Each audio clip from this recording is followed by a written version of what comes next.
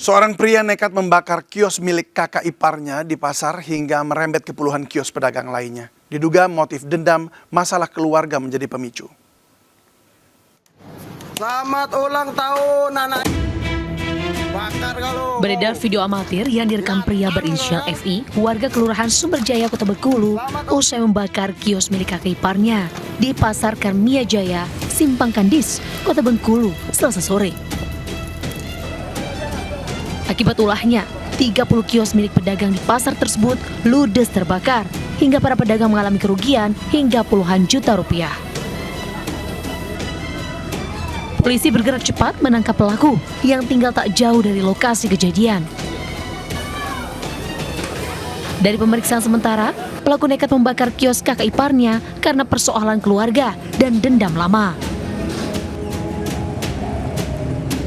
Sebelum kejadian, pelaku sempat bertemu dengan kakak iparnya dan terlibat cekcok. Kini, pelaku masih menjalani pemeriksaan di Satreskrim Polresta Bengkulu. Diketahui, pelaku punya riwayat ketergantungan obat-obatan dan pernah berobat di rumah sakit jiwa. Dari Kota Bengkulu, Endro Dwirawan melaporkan. Seorang emak-emak di Pekanbaru Riau mengamuk saat digeledah polisi usai kedapatan membawa narkoba jenis sabu. Emak-emak ini hendak mengedarkan 83 paket sabu yang disembunyikan dalam dompet.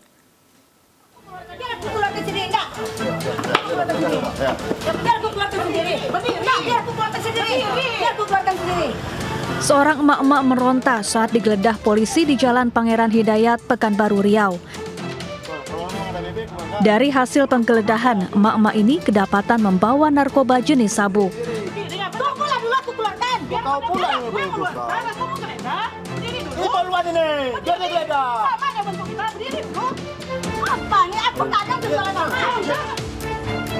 Emak-emak ini ternyata hendak mengedarkan sabu yang didapatnya dari seorang bandar narkoba. Polisi menyita 83 paket sabu seberat 18,9 gram sabu yang dibungkus dalam plastik kecil. Sabu siap edar ini disembunyikan pelaku di dalam dompet. Kami melakukan penyitaan barang bukti narkotika jenis sabu sebanyak 82 paket seberat kotor dengan berat kotor 18,93 gram. Pelaku waktu dilakukan penggeledahan melakukan perlawanan terhadap puluhan kami. Barang narkotika jenis sabu tersebut disembunyikan di bawah ketiaknya. Akibat perbuatannya, pelaku terancam hukuman 5 tahun penjara. Sementara polisi masih memburu bandar narkoba pemasok sabu. Dari Pekanbaru Riau, Indra Yoserizal, iNews melaporkan. Polisi kembali menemukan kerangka Alvaro, bocah 6 tahun yang dibunuh ayah tirinya di Tenjo, Bogor, Jawa Barat. Di tempat lain, balita berusia 2 tahun nyaris dibuang ke kanal hanya gara-gara orang tuanya bertengkar tidak ada nasi di meja makan.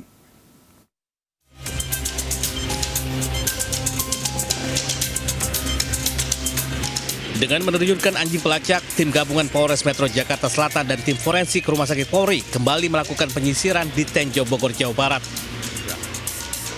Di bawah jembatan Cilalai inilah jasad Alvaro dibuang oleh ayah tirinya, Alex Iskandar, setelah dibunuh di rumahnya di Kota Tangerang.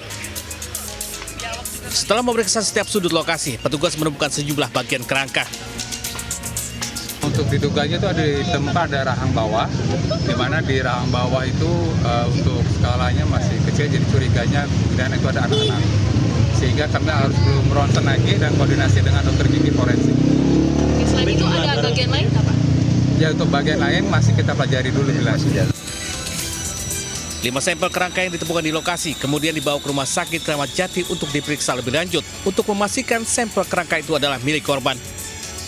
Dari Kabupaten Bogor, Jawa Barat, Iwan Setiawan, iNews melaporkan.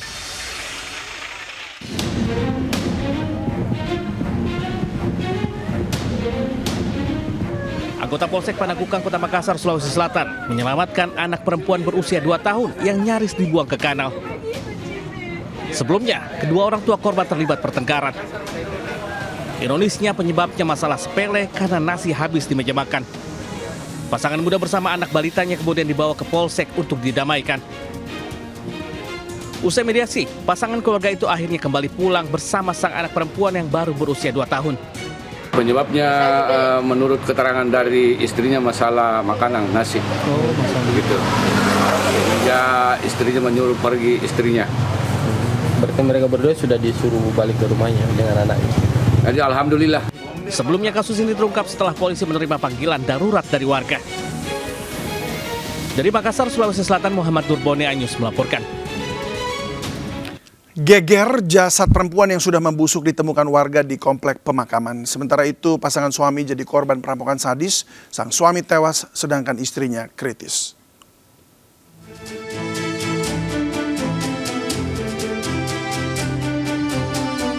Anggota Polsek Sidoarjo gelar olah TKP di lokasi penemuan jasad perempuan di sebuah komplek pemakaman di Desa Pungkrut, Sragen, Jawa Tengah.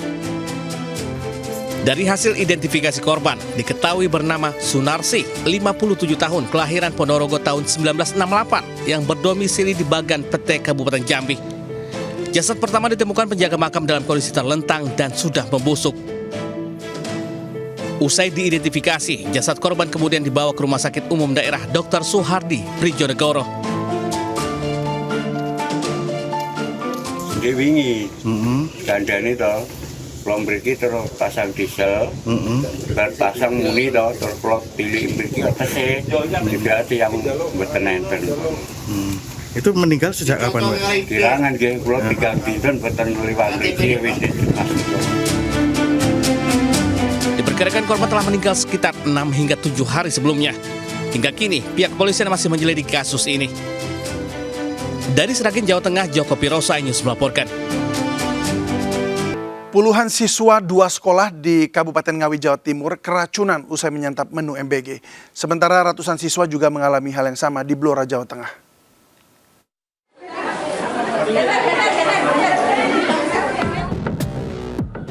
Tim medis mengevakuasi para siswa korban keracunan dari 2 sekolah di Kecamatan Kedung Galar ke Puskesmas Gemarang, Ngawi, Jawa Timur.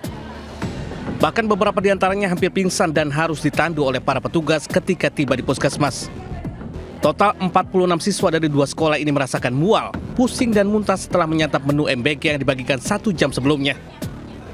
Kecurigaan siswa berasal dari telur puyuh yang ada di dalam menu karena telah menimbulkan aroma tak sedap. Tadi itu gejalanya gimana tuh? Gejalanya itu makan telur. Nah, terus yang dirasakan pertama kali? Mual. Itu makan telur dari mana? Dari MBG. Itu mual. Telurnya apa? Ciri-ciri telur yang didapat? Telur puyuh. Telur puyuh.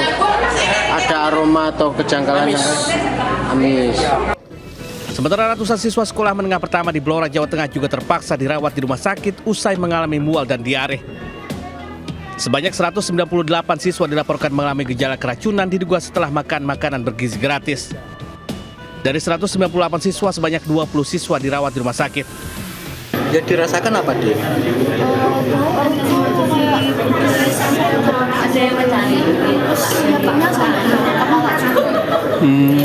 Sempat muntah juga? Enggak, tapi kalau pengen itu iya. Petugas kesehatan dan kepolisian masih menyelidiki kasus. Diketahui dugaan keracunan MBG ini yang pertama kali dialami di Blora.